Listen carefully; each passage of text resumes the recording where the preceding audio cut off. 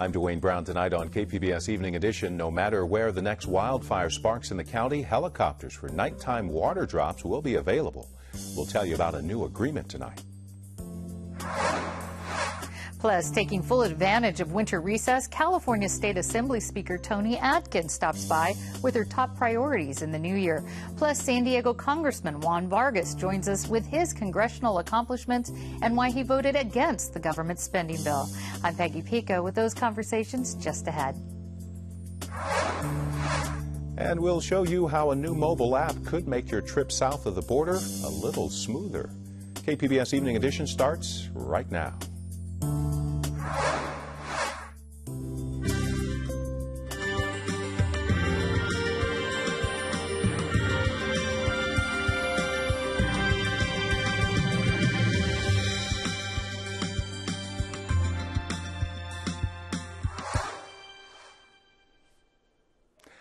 Hi, good evening. Thanks for joining us. San Diego City and county leaders announced a new agreement this afternoon on emergency preparedness. KPBS reporter Susan Murphy tells us the city's 2 night-flying helicopters can now be used for firefighting and rescues in every corner of the county. The pact between the city of San Diego and the county makes the city's 2 night-flying helicopters available to the entire county. San Diego Mayor Kevin Faulconer says jurisdictional boundaries for the county's 17 other cities and unincorporated regions will no longer get in the way during an emergency. It's important because the city's night-flying helicopters are the only air resources in the region capable of flying at night and operating. In exchange for the use of these helicopters, the county has agreed to reimburse the city for its flight and staffing costs. The agreement will benefit more than 2 million people who live outside city boundaries. San Diego Fire Chief Javier Maynor says the helicopters were used for 40 nighttime missions of maneuvering through steep canyons during the San Marcos Cocos fire. He says nighttime flying has made huge strides since the 2007 wildfires, but they remain complex. And there are some very sound procedures that need to be followed to ensure that that airspace can be flown safely at night. We have to have seen the terrain during the day. We have to go through a long checklist of things to get that authorization. But trust me, those are all needed to ensure the safety of not only our crews but the public. Maynor says the nighttime flights will always be operated by city crews, and one chopper will be staffed 24/7. San Diego County has spent nearly $320 million on firefighting resources over the past decade. Susan Murphy, KPBS News. A 35-year legal battle over prime real estate on Mission Bay appears to be over. City Council approved a $32 million settlement today with neighbors of the De Anza Cove Mobile Home Park. Now, they sued the city in 2003 after they got eviction notices saying the land is not for residential uses. No word on what the city might do with the property. Picket lines greeted travelers today in front of Terminal 1 at San Diego's Lindbergh Field. KPBS reporter Eric Anderson was there. He joins us now from the newsroom. So what's going on, Eric?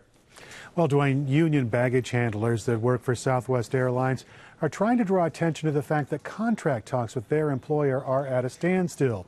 Southwest carries more passengers in and out of San Diego than any other airline, and union workers say that they're frustrated that contract talks are stalled. Our contract became amendable in July of 11, and we've been negotiating with the company ever since then. For the last 2 years, we've been under the guise of federal mediation, and even the mediators canceled any sessions with us over a year ago because they said the two sides were too far apart. Now, the dispute centers around wages, benefits, and work rules. Union workers say they shouldn't have to make concessions because Southwest is one of the nation's most profitable airlines. And the timing of the informational picket is not a coincidence. This is the busiest travel time of the year at the airport, so plenty of travelers saw the protesters in San Diego and their counterparts at nearly a dozen other airports. And what is Southwest saying about all this? Well, Southwest officials did respond when we reached out to them. Spokeswoman Brandy King says their baggage handlers make some of the best salaries in the industry. She says base pay and wages rose at Southwest since 2000, while competing airlines cut their workers' pay. And Southwest says their wage proposals have been rejected, and the union isn't willing to budge on some proposals that give the company more flexibility in scheduling. They say they do share the union's urgency to secure an agreement that's fair and allows the low-cost airline to grow. KPBS reporter Eric Anderson. A new mobile app will soon be available to make it easier for travelers to plan their trip across the U.S.-Mexico border at all 71 ports of entry. There's been an increase in the volume of cars passing through San Ysidro, but a 3% decrease in wait times after an additional lane was added. It is the busiest land port in the U.S., processing about 100,000 folks a day. The new Border Wait Times app allows users to map the best and quickest route. Everybody likes the easiness of an app to make that really accessible to them. And then the value as far as where is the closest port of entry and what those wait times are now. So we're really trying to enhance that passenger experience and have them make an informed decision in a more convenient way as far as logging onto our website and getting that same information. The mobile app is free and available on iTunes and Google Play later this week. New federal budget includes funding to finish upgrades at the San Ysidro border crossing, but not all of San Diego's representatives were on board. Peggy Pico discusses the issue with Democratic Congressman Juan Vargas. San Diego Congressman Juan Vargas, welcome to Evening Edition. Thank you. It's a pleasure to be here. Now, you were the only congressional representative from San Diego to vote against the government spending bill, which passed last week in the House and then this weekend in the Senate. Why did you vote against it? Wow, there's a lot of reasons to vote against it. It was a bill that I just couldn't support. I mean, they put a lot of things in there at the end. You know, they were doing things like raising the amount of money that people can give to parties, and I think that that's wrong. We ought to take the money out of politics, not put it in. They're going in the wrong direction. There were things they were doing for banks that they did at the last moment. They didn't fund the Department of Homeland Security because they wanted to mess with the executive orders. And also, frankly, there's a lot of things in there that they don't put in. Like, one of the things we should know is how much money do we spend on torture or torture-related things. You got to put a little sign that say, hey, this is the amount of money that goes to torture, so we can ask about it. But there's a lot of things they didn't put in, so I just couldn't vote for it. So from what was missing, well, of course, the bill passed anyway. How will it benefit San Diego as is? There's a lot of very good things in there. The San Ysidro Port of Entry gets full funding, which is very needed. Calexico gets some money, too. We have a lot of things that are very positive for San Diego, no doubt about that. But not enough to get my vote. Well, I was going to say, how far will the funding actually take us for finishing up those border projects? Well, it should finish off San Ysidro. Okay. The San Ysidro project, we've worked in a bipartisan way, and I have to, again, throw my kudos out to the Republicans. They've worked with us in a beautiful way, and I think we could have done this without the type of budget shenanigans we had at the end. But the guys here locally have been fantastic. Daryl Issa, thank you, Daryl Issa. Duncan Hunter, thank you, Duncan. And, of course, my two Democratic colleagues. Everybody's been great, and I appreciate it very much. Let's talk about your district. The Salton Sea Research Project is going to get about $300,000 yes. From this. Okay. How far will that money go for what's happening there? It won't go anywhere. Okay. They need billions of dollars. But this is really for the research of it. There is still a lot of research that has to be done. That problem is huge.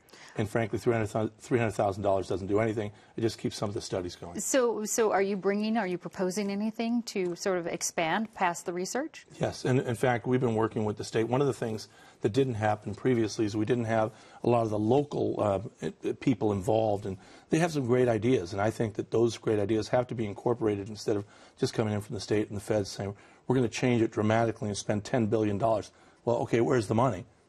Well, $300,000 is not going to cut it. So we have to incorporate a lot of the local ideas, which I think are very good. You had mentioned the funding for Department of Homeland Security, yes. And that only brings the president's executive action on immigration through February. How concerned are you that the Republican-led Congress will prevent additional funding in the coming year? Well, that's exactly why they set it up this way, right? They purposely did. They funded everything else except for that. And the reason they did that is because they think once they get both the Senate and the Congress, that they can cut off the funding. And that was one of the biggest reasons. Can they? It's a question. It's an open question. I don't think that they can, but they think that they can. And they've been there longer than I have. So I don't want to say, no, they can't, because I'm not sure. But we're going to fight like hell, because those 4,000 families don't deserve to be broken up. They're families that are working, paying their taxes. And I'm just totally against breaking those families up. What do you think about the president's plan? Would we be taking a step back if the funding isn't continued? Well, I think it's very problematic if we take a step back. Are we going to continue to break up families like that? Those are not our values. Those are not things. You talk about the next presidential candidates. I mean, you know, Jeb Bush, it looks like he's going to jump in. He says, you know what, it's an act of love. It's not a, you know, an illegal act. People are trying to save their families, for God's sake. This is what we should be in favor of. Yeah, and you didn't originally, moving on to the drought relief bill, you didn't support it. How come? Well, I supported an earlier version, which was totally Correct. different than this one. Yeah. This was basically an issue that sold out the environmentalists. The environmentalists on this one got thrown down the river, and if you believe in the environment, it was a terrible bill. But if you believed in just funding a special interest in the Central Valley, the farmers, you know, great, you know, that's your bill. But that's not for me. I'm not going to pass a bill for a special interest like that. I wasn't in favor of it. Do you think it'll go into law? No. And you don't think it will? Would you take another stab at it then? We have to. We have to. I mean, there are real needs in California about this drought. We have to pass a serious bill, not one that just caters to special interests. That's wrong. And so how would your bill look different in 2015 if this doesn't go into law? My bill would take into account environmental issues, and it would also take into account poor people in the Central Valley. I mean, there are real communities there now that rely on groundwater, and that groundwater is being sucked out by the farmers because they're using it because they don't say they believe they don't have enough. We have to address those issues, not just make sure that the farmers get their water. What about the poor people there, too? And moving forward, what would you say is your top congressional, I would say, priority in 2015? Really to make sure our economy keeps going. We have to make sure that, you know, our economy here flows well. I think a big deal is what happens along the border. We have to continue to you know, invest in that infrastructure. We have to look at the other infrastructure within this area. We're not going to do badly. San Diego's actually going to do very well, but we have to keep pushing that to make sure that our economy does continue to grow. Otherwise, there'll be lots of problems. All right. San Diego Congressman Juan Vargas, thank you so much. It's an honor to be here. Thank you. Authorities in Mexico reopened a collapsed toll road today between Tijuana and Ensenada, a 330-yard portion. Take a look. Of the road collapsed nearly a year ago in a massive landslide. The rebuilt road will have some improvements, including more reinforcements and an underground drainage system.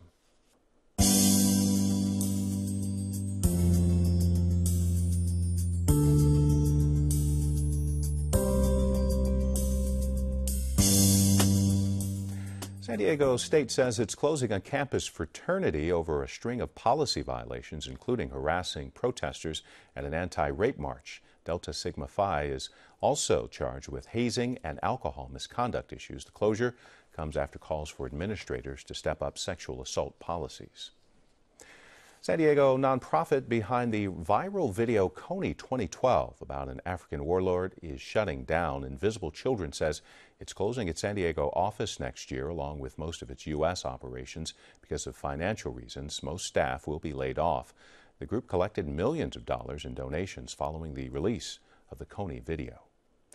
San Diego Assemblywoman Toni Atkins has started her first full term as Speaker of the Assembly. She joins Peggy Pico now for a conversation about her priorities for 2015. Toni, welcome to Evening Edition. Now, the new year is not too far away. What do you see as the most pressing issues here in California that you want to handle as Assembly Speaker? Well, I think it's continuing the momentum of the successes we've had in the last year. And a lot of that is about fiscal stability and making sure that we hold the line. We've paid down debt. We have certainly put more money into education. So I think, you know, it's going to be holding the line, continuing to try to make sure that we keep California on the right path moving forward, creation of jobs. But more than anything, I think one of the biggest issues will be education and how we fund education. It's already become an issue. You actually introduced a plan that would avert rising tuition cost. How would that plan work? Right, thank you. Well, we would give more money to the CSU-UC system. My proposal is $50 million more, that we would not increase the tuitions, that UC would rescind that action, that we would look at their efficiencies. We would cap enrollment of out-of-state students. And by the way, 2013 was the highest year for out-of-state students in our UC system. Let's remind people how much it cost, about $12,000 just for tuition? $12,000 just for tuition. Mm-hmm. And so our goal would be to cap out-of-state enrollment so that we make those slots available for in-state California students. Now, where would the money come from to get this plan in action and to actually keep the costs lower or to reverse them? Right. We would continue to increase middle-class scholarships. We would continue to increase Cal Grants, which we've done every year for the last several years. We would give additional money to UC.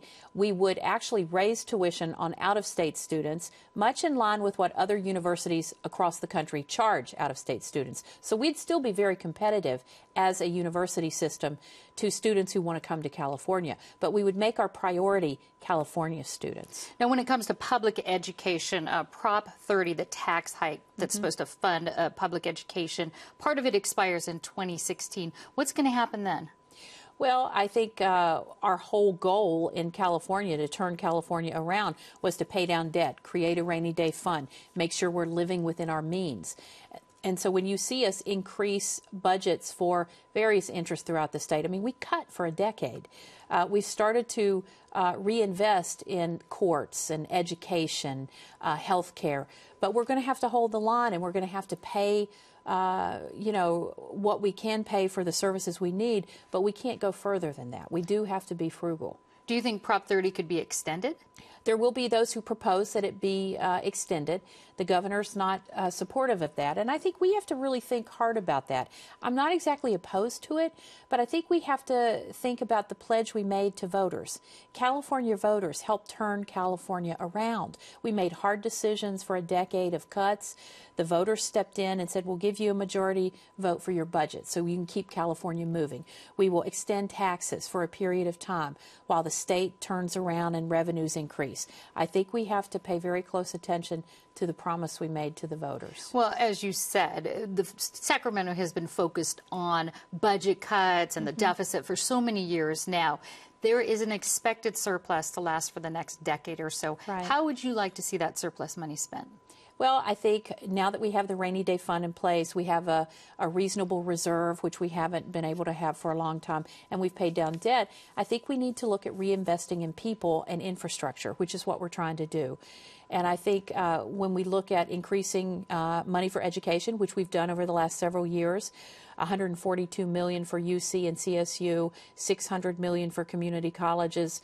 We need to reinvest in health care. You see that we've unveiled the Affordable Care Act, and we need to make sure California cares. Covered California. Covered California. Right, that was me. Gosh, both of us need to get that right. Covered California. But we also need to make sure that our reimbursement rates for Medi-Cal are enough to provide, to pay providers what it costs to do the service. Otherwise, we won't have providers who can do it. So I think we've got a list of issues that are important, but I think our focus needs to be making sure that as we increase the budget on things that we've cut for decades, that we continue the stability of our state financially. You term out in the State Assembly in 2016. Do you have any plans after that? Well, you know, it's the big question I get asked. It's early yet, and I think I have to focus on being the best speaker I can be. I'm the first San Diego speaker of the California State Assembly. I'm really proud of that for San Diego. But I think if I focus on my job, opportunities come, and I just can't think about that right now. All right, California Assembly Speaker Toni Atkins, thanks so much. Peggy, thank you.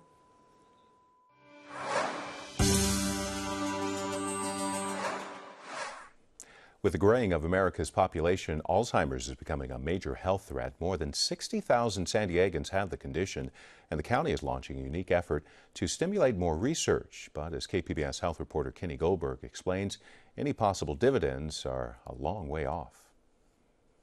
It is getting close to Christmas time, isn't it? Yes, it is. That's right. Yeah, we need to get our Christmas cards out. Yeah, you're right. Richard and Vivian Dickerson have been happily married for 45 years. They have 3 children and 7 grandchildren. Richard spent 23 years in the Navy as a medical corpsman. Depending on the circumstances, what kind of filters do we need? And that would depend on what it is we're taking pictures of and for. He later ran his own photography business. The name of the business was Frank's Photo. But about 10 years ago, when Richard was in his mid-50s, Vivian says she felt something wasn't quite right with her husband.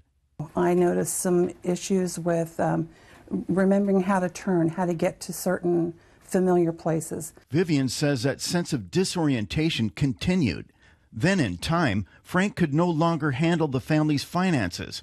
He started forgetting appointments and couldn't recall recent conversations. In 2013, Frank got the diagnosis, Alzheimer's disease. Since then, Vivian has taken on much more responsibility. Not only for our day-to-day operations, but also I have to oversee that he's taken his meds properly, that our finances are in order, that I have to know his whereabouts. Alzheimer's disease is progressive, meaning it gets worse over time. Vivian says she can't go there. I can't go for what if. I can plan some reasonable safeguards, and I just take it day by day. The annual costs of caring for Americans with Alzheimer's and other forms of dementia are estimated to top $150 billion. Alzheimer's occurs when a buildup of plaque and tangles damage and destroy nerve cells in the brain.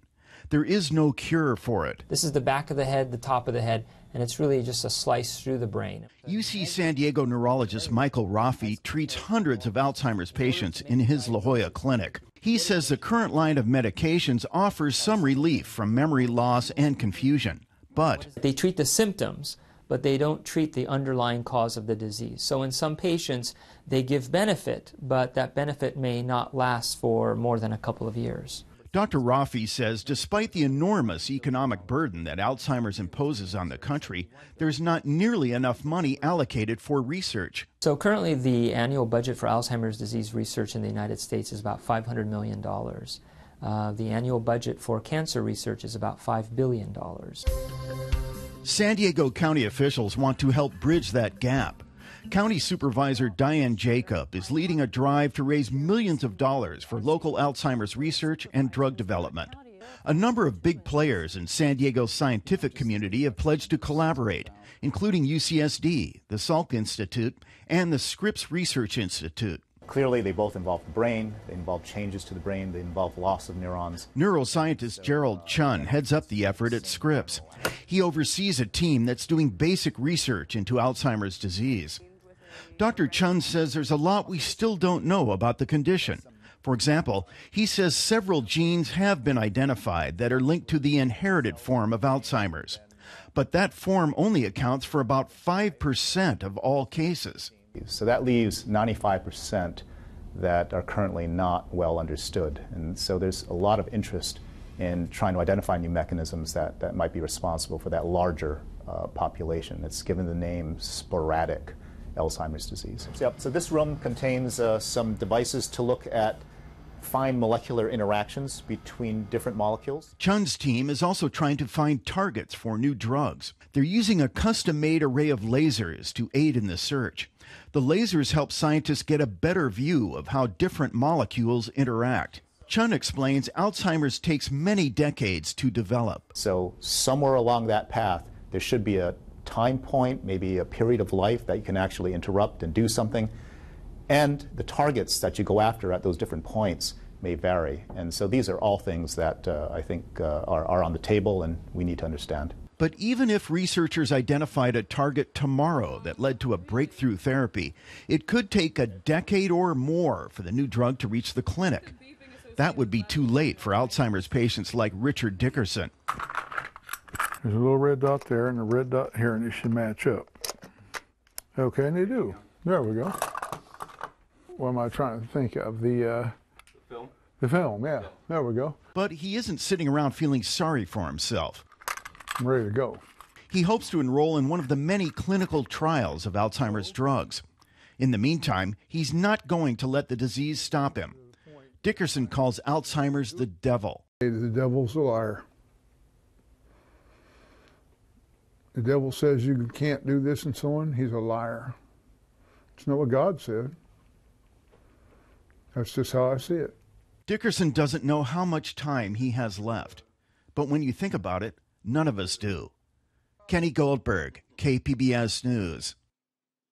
I'm Judy Woodruff on the next news hour. The head of the World Bank on Ebola's devastating effects around the globe. That's Tuesday on the PBS NewsHour.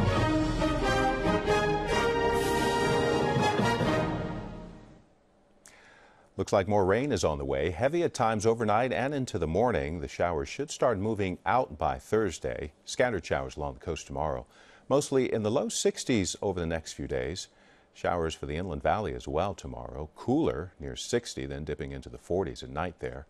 One more day of showers in the mountains, temperatures in the 40s through Thursday, and scattered showers possible in the desert with clearing by Thursday.